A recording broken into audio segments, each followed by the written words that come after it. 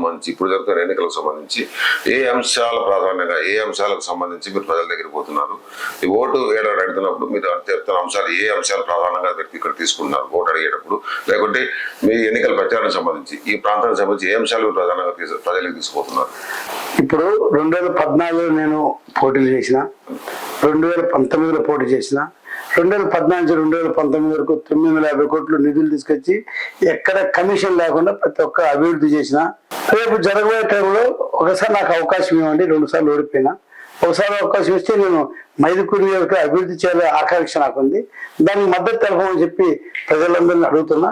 వాళ్ళు కూడా మాట చెప్తే చేస్తారనే ఒక నమ్మకం ప్రజల్లో ఉంది కాబట్టి ప్రజలు మద్దతు తెలుపుతారు. కాబట్టి ఖచ్చితంగా దాని మూలంగానే మేము ప్రజలకు పోతాం అంతే.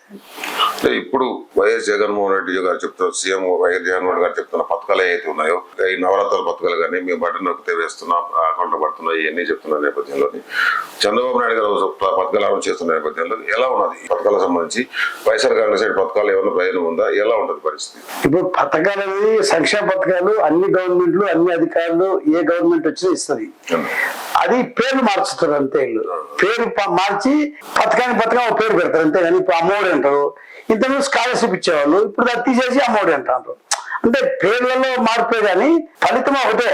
సంక్షేమ పథకాలు పెట్టిందే తెలుగుదేశం పార్టీ.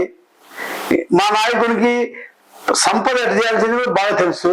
ఆ సంపదను ఆలోచించుకొని సంక్షేమ పథకాలు ముందుకు తీసుకుపోతాం.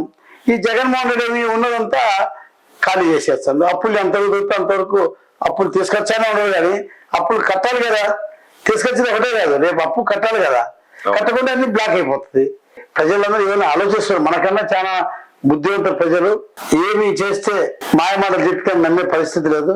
ప్రతి ఒక్కరికి యూట్యూబ్ ఉంది, ప్లస్ అన్ని అసలు మనకు తెలియని కూడా వాళ్ళకి తెలిసిపోతుంది. స్మార్ట్ ఫోన్లు వచ్చిన తర్వాత ప్లస్ యూట్యూబ్ ఛానల్స్ ఉన్నాయి, ప్లస్ ప్రతి ఒక్కరి తెలుస్తుంది. కాబట్టి దానిలో ఎటువంటి అనుమానపడాల్సిన అవసరం లేదు. ప్రజలు బాగా బుద్ధివంతులు అయిపోయినారు. ఇప్పుడు ఒకరు చెప్పే మాట కూడా వినే పరిస్థితి లేదు.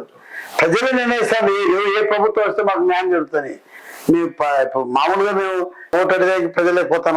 వాళ్ళ స్పందన చూస్తుంటే విపరీతం మేము ఊహించలే. ఎక్కడ చూసినా కూడా వాళ్ళకే స్వచ్ఛందంగా వస్తాను. మాకు ఆశ్చర్యపోతాయి. మేము పోయేటప్పటికేమో ఒక రకం ఉంటుంది. వాళ్ళ ప్రజలు పోయినాక వాళ్ళు ఈసారి ఖచ్చితంగా వేయాలి సార్, ఖచ్చితంగా టీడీపీకి వేయాలా. టీడీపీకి వేయకుంటే ఒక రైతు అన్నాడు, మీకు ఎవరికి వేస్తామని నేను అడిగితే సార్ నాకు 4 ఎకరాల భూమి ఉంది, ఈ జగన్మోహన్ రెడ్డి మళ్ళీ ప్రభుత్వం వస్తే నీ బతికే 2 ఎకరాలు సార్ కదా, 2 ఎకరాలు నాకేమో లాక్కుంటారు సార్ వీళ్ళు అని సామాన్య రైతు మాట్లాడుతాడు. అంటే ప్రజల్లోకి ప్రతి ఒక్కరు తెలిసిపోయింది కాబట్టి ప్రజలు బాగా ఆలోచించుకొని రేపు సరైన నిర్ణయం చేస్తారని చెప్పి నేను అనుకుంటాను. నమస్తే, నేను మోనిక. తెలుగు రాజ్యం ఇక ఊరూరా రాబోతోంది.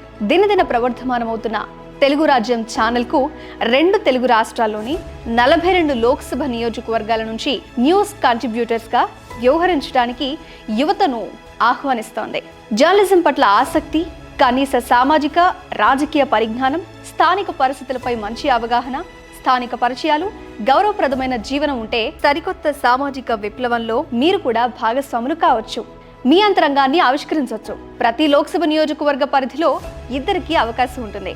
30 నుంచి 35 ఏళ్ల మధ్య వయస్కులై జర్నలిజం పట్ల అభిరుచి, ఆసక్తి కలిగిన యువకులు తమ వివరాలు, జీవన విధానం, ఆసక్తి గల ప్రాంతం, పాస్పోర్ట్ ఫోటోతో కలిపి ఈ దిగువన నంబర్కు వాట్సాప్ చేయొచ్చు. నంబర్ 8125150555.